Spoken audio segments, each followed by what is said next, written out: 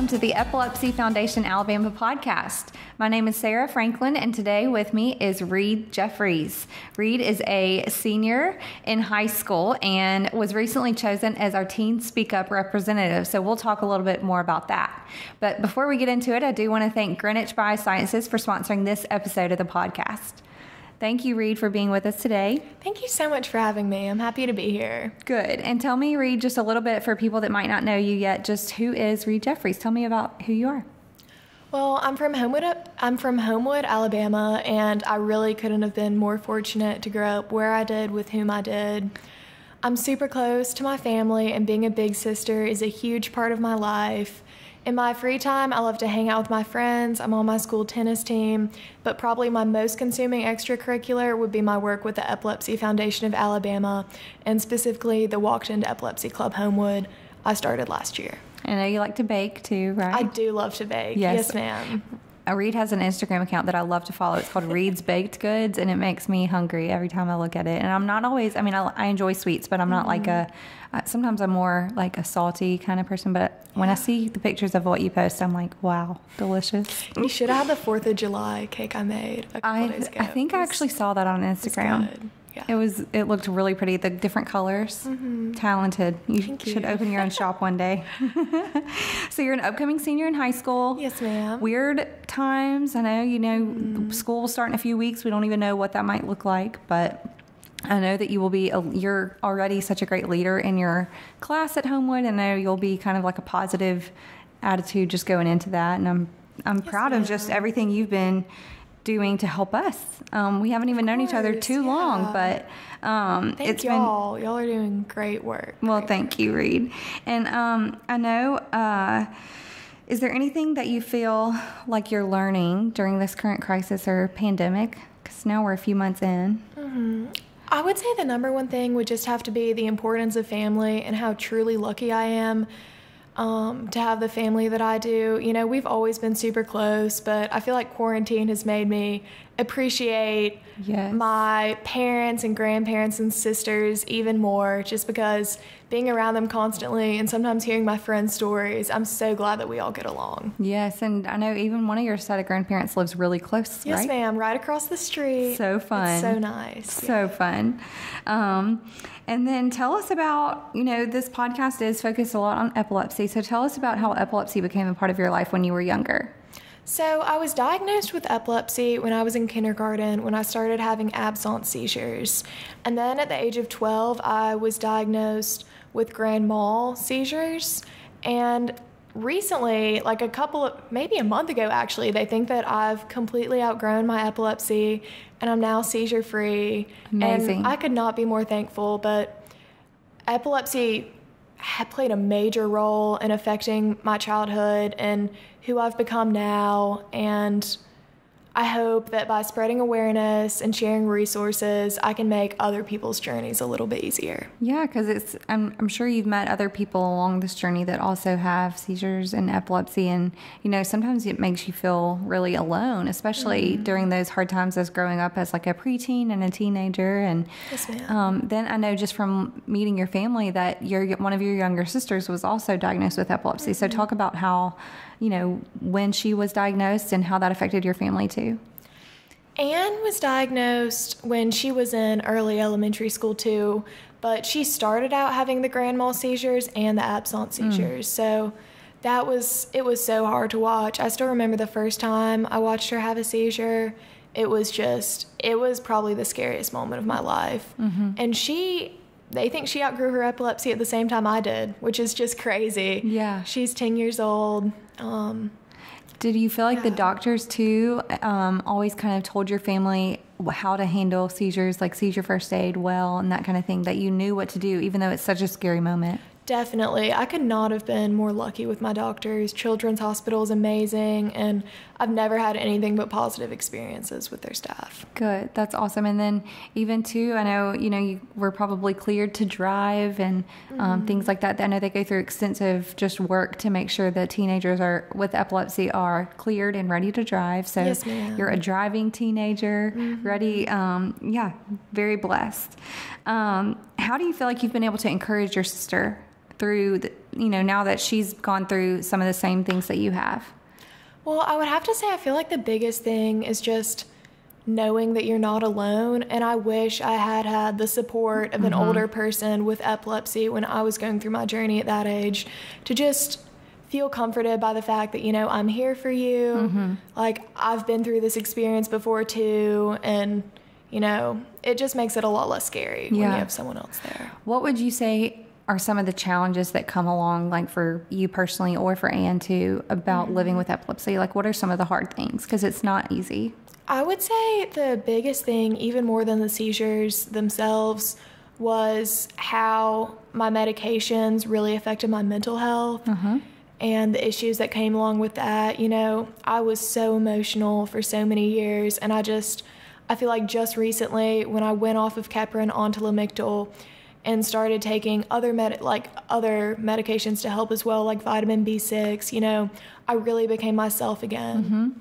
Yeah. And it's been great. Well, and know that you're not alone, because just mental health struggles are a part of just having seizures, sometimes the side effects of medicine. And so you being willing to share your story with that and be vulnerable about those struggles really encourages others. Because sometimes I'm in a lot of Facebook groups that watch people ask questions about epilepsy or all kinds of things. And they're like, I'm struggling with depression, or I feel alone, I can't drive.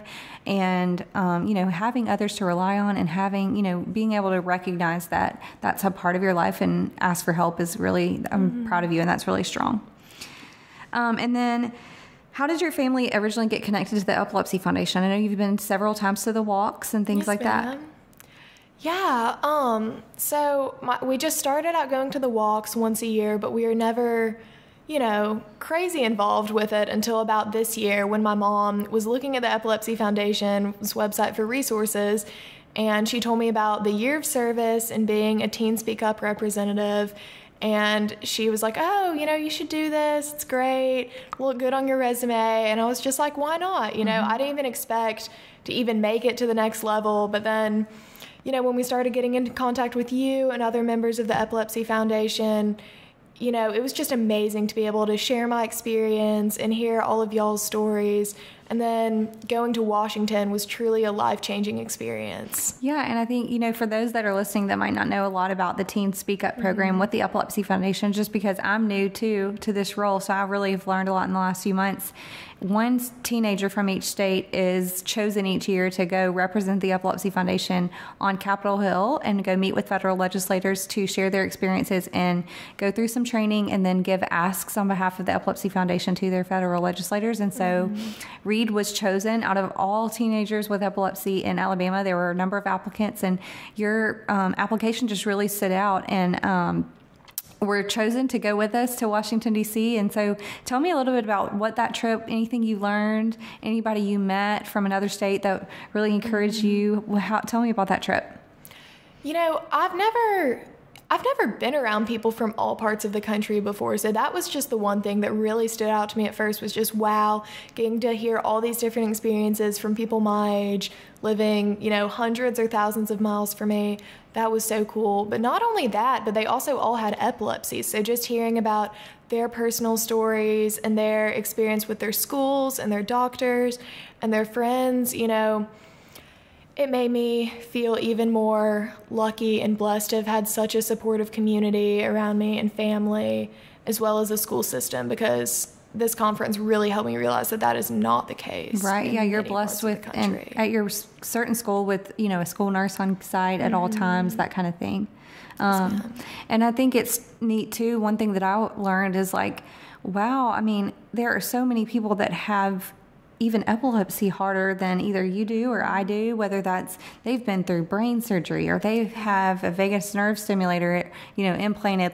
I'm thankful to have seizures under control with medicine. That's not always the case. And even the devices or the brain surgery doesn't always work. So what can we do to help continue research and really give these asks on behalf of people with epilepsy? So, but talk to me about that day that you went to Capitol Hill and shared your story with the federal legislators. It was truly an amazing experience. I got to speak to the offices of Doug Jones and Richard Shelby, and Representative Gary Palmer himself and just share my story and how epilepsy has affected me, and then ask for increased CDC funding for epilepsy research and training for teachers and school nurses, which is something that would really have a huge impact on people in the epilepsy community. Definitely. And I know you got to share your story too, which was really neat and encouraging to hear. Talk about, you have launched a volunteer club at your high school, and you've also started some initiatives on your own to raise money for the Epilepsy Foundation. So tell me a little bit about those things. Yes, ma'am. So I started the Walk to End Epilepsy Club in February of this year. And, we're already up to 80 members, which is basically unheard of at a club at my school. But it was truly amazing to just see my community rally against the cause that's really the closest to my heart. We've had several events. One where we had people, we made a bunch of purple ribbon bands, and we had people wear them.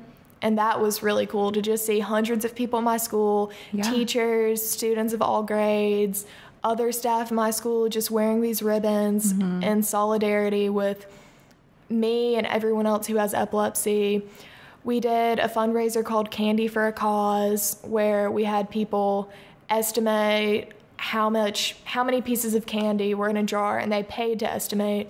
And then the person who was closest won the big thing of candy. Like 700 something pieces of candy. Yeah. And then I've just had a couple bake sales too. This week we're doing lemonade for Livi, which I'm going to talk about in a minute. So it's really fun. And I feel like, even as we look to the fall, we don't really know what high school is going to look like quite yet. Yeah. We will soon, but we'll figure out a way, even if it's virtually, to get your club involved with what we have going on in the fall to support you, even if that's making a Walked In Epilepsy volunteer club team for the Walked In Epilepsy, that kind of thing. I know that they will support you and really help, even if, we can't always do too many things in person, but we'll get them involved. Let's kind of talk about Lemonade for Livi. There are several initiatives at the Epilepsy Foundation, like Lemonade for Livi or the Purple Pumpkin Project, just different fun ways throughout the year that families can get their loved ones involved in raising money and supporting the Epilepsy Foundation. So tomorrow night, or based on when you're listening, this event might have already happened, but Lemonade for Livi, your family's getting ready and prepped to do a lemonade stand. So talk to me about that. Yeah, so on Tuesday at the West Homewood Farmers Market, my family set up a Lemonade for Livi fundraiser, which is in honor of Livi, a girl who has severe seizures, and it was started by her dad, and it's, continued all across the country to honor her and other people struggling with epilepsy. And so we're going to be selling lemonade and baked goods, since that's been one of my focuses, and just donating all of the money to the Epilepsy Foundation. So sweet. Yeah. So. And that way too, I know your sister will earn her one of her kids crew pins. So talk to me too about how your sister's recently joined the kids crew, which is free for anyone 14 and under. How have they enjoyed the kids crew? Yeah, so I have 10-year-old twin sisters, Anne and Eva, and Anne has epilepsy and Eva doesn't, but they both joined the kids crew, and it's been amazing to see how motivated Eva's been to help. Which is the sister that does not have epilepsy. Which is the sister who does not have epilepsy. She has been, crazy motivated and excited to do anything she can to help out me and Anne with our struggles, and really just to help people all over the world. It's been amazing to see her this passionate about something so important. I feel like the Epilepsy Foundation Kids Crew is one of my favorite parts of my job that we get to promote. It's free for anyone 14 and under to join. All they have to do is sign up at epilepsy.com/kids-crew, and they get a welcome packet in the mail, the certificate with their name on it saying that they're an official member, a name badge with a lanyard, and then a first pin that they can put on their lanyard that says they're a member of the Kids Crew. And one thing they do is they get quarterly newsletters in the mail that tells them how to earn additional pins for their lanyard. And so one of them is Lemonade for Livi. Or if you go to a Walked In Epilepsy, you can get an I Walked for Change pin. Yeah. Or if you go, if you contact a legislator on behalf of the Epilepsy Foundation with one of the asks, you can get an I Advocated for Change pin. And so even talk about how Eva, what happened when she contacted her, the legislators. I know your mom shared with me. Yeah, she's been she's been so excited to earn all of her pins. Like, it makes me so happy. Like, she has the biggest smile on her face. It's been a while since I've seen anyone in my house this excited about something. It's so cute.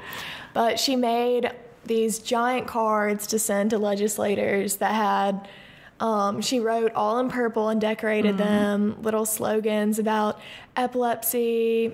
And, they wrote her back. They were super nice, supportive, which was truly awesome to see. And it made me... And I know really one of the federal legislators' offices even called your house, I think, to thank her for the letter, which is so sweet. And, I think one thing Eva did too is she wrote a letter to thank you and your sister's doctor, and the doctor called and thanked for letters. So, Haley Scheinman, she's Livi's older sister that helped John Scheinman found the kids crew, and she talks about all the time how anybody can change the world. It doesn't matter that you're young, you can change the world. And your sister, she's going to earn that World Changer Award by earning all her pins, and it's just so sweet. And I'm so encouraged by the way the Jeffries family, each of you are kind of, whether that's your dad, your mom going on the trip with you, or your sisters joining the kids crew virtual events and really getting excited and having fun. And even tomorrow's lemonade stand, y'all are jumping right in and getting involved even during kind of a crazy year. So I appreciate it so much. And then I guess to kind of close us off, what advice do you have for other teenagers with epilepsy? I think the biggest thing is just don't be afraid to ask for help. It can be so hard, and I felt like for the longest time, for years, I just had all these internal struggles that I was like afraid to share with people because of stigma and, their reactions. And I just wish that I had spoke up sooner. Yeah. It's my only thing. Well, I'm so proud of you for the courage that you have and for not letting it get you down, and just for being willing to take off from school, for having the courage to start a club at your school from scratch, and just everything that you've done to support us. It really encourages me, and I just am so thankful for the Jeffries family. We're so thankful for you and all you're doing. Thank you. Again, we want to thank Greenwich Biosciences for sponsoring this podcast. If you're interested in also supporting the Epilepsy Foundation, visit www.give26.com and consider giving $26 for the 1 in 26 people that will develop epilepsy in their lives. My name is Amy Padgett, and I'm honored to be speaking to you virtually today on behalf of Greenwich Biosciences and our entire team. As a sponsor of these podcasts, Greenwich Biosciences is proud to partner with the Epilepsy Foundation for events like this to help people stay connected in this virtual environment. We are united in what we are trying to accomplish here today, to raise epilepsy awareness, to have a positive effect on care, on research, and on the lives of those who are impacted by seizures. There are so many families who wake up every day to the reality of epilepsy. There are people listening to this right now who have been fighting against it their entire lives. And there are others who are not able to join us today. But as a community, we will never give up the hope that in one day we will overcome the challenges of living with this disease. This is what drives us. You may know us best as the company researching and delivering FDA-approved cannabinoid medicines to help address serious conditions, but also know that our focus is you. Patients and families are at the center of everything we do, and we strive to make a positive and meaningful difference in their lives, in your lives. Today and every day, we are proud to be here with you, virtually and in real life, to raise awareness, take action, and continue the fight to end epilepsy. And thank you for allowing us to be a part of this event.